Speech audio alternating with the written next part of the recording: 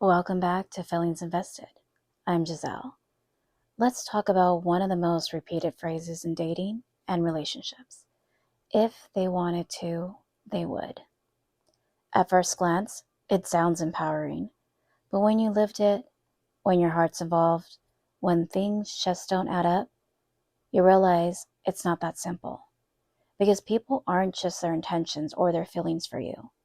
They're their responsibilities, their trauma, their self-doubt, their nervous system, their emotional bandwidth. And even if the care is real, the capacity might not be. This episode isn't about lowering your standards.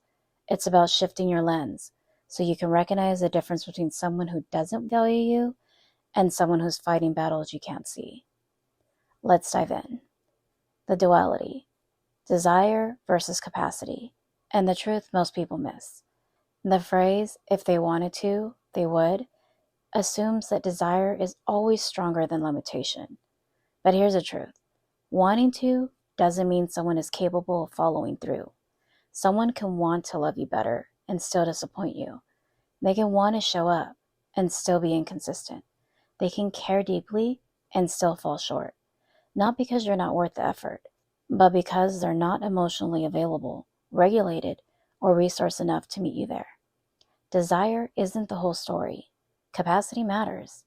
And when someone's capacity is low, no amount of your worthiness will pull more out of them than they're ready to give. And if you've ever been the one holding space, waiting, hoping, you know the pain of being on the receiving end of that gap. So what's really going on when effort feels inconsistent? What you don't see. Because it's easy to make everything personal, to hear silence and feel rejected, to see inconsistency and assume, if I mattered more, they show up better. But not everyone is a reflection of you. When someone doesn't text back, doesn't make time, doesn't prioritize you, we tend to internalize that as rejection. We start writing stories. If they really wanted me, they showed me. But here's the thing. There are people who wanted to show up better, who thought about calling, who meant to explain. Sometimes people are buried under stress, depression, fear. Sometimes people care about you, but lack the tools, the emotional regulation, or the structure to love you in a way that feels safe or consistent. That doesn't mean you excuse poor behavior. You don't have to justify their actions, but it does mean you stop making it all about you. You don't need to internalize their behavior as a statement about your value. Here's where it gets real. Compassion is not the same as tolerance. You can have compassion for someone's pain without tolerating their patterns. You can understand someone's limitation and still choose to walk away. Understanding where someone's coming from does not mean you accept crumbs. Love without boundaries isn't love. It's self-abandonment. So when you find yourself saying, I know they care, follow it with, but does that care feel safe, consistent, and clear in your body? Because awareness is not the same as alignment, and awareness without standards becomes chaos. You're allowed to say, I see your effort, but I also see you're not in a place to love me the way that I need. That's not harsh. That's emotional maturity. Because relationships aren't tests, they're teamwork. And when we use the phrase, if they wanted to, they would, it turns every relationship into a test, a scoreboard, a performance. We frame every action as proof that someone either wants us or they don't. But real relationships, whether romantic, platonic, or family, are not exams. They're not about acing every opportunity to prove love. They're about two imperfect people showing up, learning from each other, and trying their best, navigating their own internal worlds while trying not to hurt each other in the process. There will be moments when one person is giving more. There will be seasons where they show up less. And there'll be days where your love feels, let's just say, lopsided. But effort is not about perfection. It's about consistency, repair, and more importantly, self-awareness. And if someone never acknowledges their impact, never compromises, never takes responsibility, then yes, maybe they don't want it badly enough. Or maybe they're just not ready. That doesn't mean it's broken, but it also doesn't mean it's aligned. It just means it's human. Either way, you don't need to stick around to find out. Your job isn't to fix them. It's to honor you. If someone is inconsistent, unclear, or unavailable, that's not always a reflection of how they feel about you. It's a reflection of where they are. You don't need to take it personal, but you also don't need to stay. Your job is to get clear on what you need and what your peace is worth. Someone can like you, want you, and even love you, and still not have the capacity to meet you at the level you're ready for. That doesn't make them evil, and that doesn't make you unworthy. So yes, sometimes if they wanted to, they really would. And other times, they want to, but can't. They care, but can't meet you there. They feel, but can't follow through. Not every battle is external. Some people are at war with their own mind, trying to outthink feelings that simply just want to be felt. And in both cases, your job isn't to decode their effort.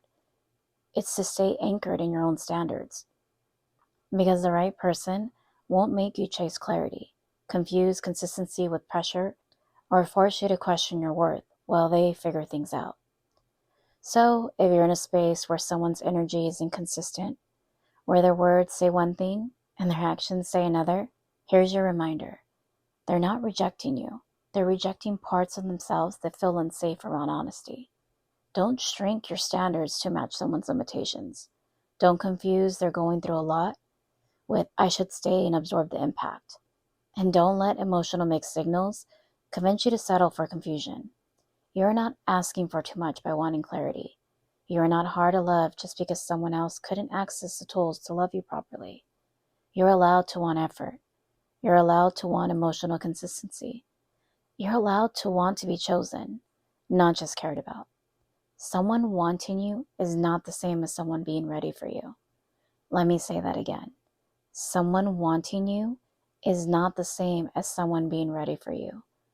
It's not your job to figure out where they stand, but it is your responsibility to accept where they are. So before you internalize someone's inconsistency as rejection, ask yourself, do they even have the capacity to love me well right now? Not just the desire, not just the feelings, the capacity. Because care without capacity still hurts, and good intentions without follow through still create confusion. Truth is, love alone isn't enough. Consistency requires emotional bandwidth. Showing up requires self-awareness. Sustaining connection requires capacity, and not everyone has that. You can want someone to show up, but if they're buried under their own chaos, if they don't have the self-awareness to regulate, if they're emotionally unavailable, even to themselves, they won't be able to hold space for you in the way you deserve. And that's not your job to fix. That's your job to recognize. As I said before, you're not hard to love, but you may be asking for consistency from someone who's barely showing up for themselves and doesn't have the capacity. Capacity means having the emotional range to communicate honestly, the self-awareness to take accountability, and the maturity to match words with action. And if they can't offer that, they're not a villain. They're just not built to hold you right now. And you don't have to keep breaking yourself to make room for that truth. A healthy relationship is two healthy people coming together, not two broken people trying to patch each other up. An unhealthy person will always create an unhealthy relationship, no matter how good their intentions are. Let me say that again. An unhealthy person will always create an unhealthy relationship, no matter how good their intentions are. And if every relationship you've had ended in drama, maybe it's time to self-reflect. Society is not the issue for broken relationships. It's the behavior. Until you shift your focus and fix yourself, you'll keep dating the same person in a different body. Going forward, let their capacity or the lack of it be data, not drama. Because someone who has the capacity and the care will show up like it. A person with integrity will not purposely fill you with false hope. They will not lie to you just to keep you around. A person of substance will not continue to have sex with you, knowing the whole arrangement is confusing you. They may not be ready for a serious relationship. but that doesn't mean they can't take a lot of your needs and wants seriously. Remember, you can never help a person who's committed to the story that suits their dysfunction. This is Feelings Invested. I'll see you on the next episode. And remember, feelings are just visitors. Let them come, let them teach, let them go. Until then, invest in yourself, in your healing, in your future, and in the relationship that makes you feel seen, not just wanted.